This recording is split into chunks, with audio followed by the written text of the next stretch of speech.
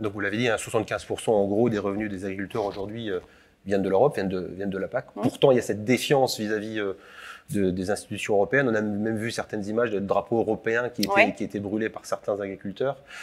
Donc 2 questions. La première, qu'est-ce que vous leur répondez justement aux agriculteurs? Et 2, le fait justement qu'on puisse brûler ce drapeau-là, j'imagine, comme nous tous Européens, mais vous, députée européenne, ça doit vous interpeller. Oui, mais c'est une incompréhension, encore une fois, c'est une incompréhension que je comprends. Et quand je vois les difficultés, encore une fois, pour avoir des revenus décents d'une majorité d'agriculteurs, je comprends leur colère. Il faut expliquer.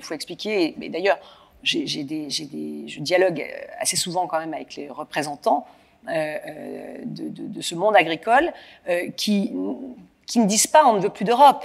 C'est pas ça qu'ils disent. Ils disent arrêtez de nous imposer des normes toujours plus contraignantes sans avoir d'abord évalué l'impact de ces nouvelles législations. Arrêtez de nous importer des normes que ne respectent pas les produits que l'on importe sur le sol européen. Et c'est là donc je crois vraiment qu'il faut agir sur cette réciprocité des normes.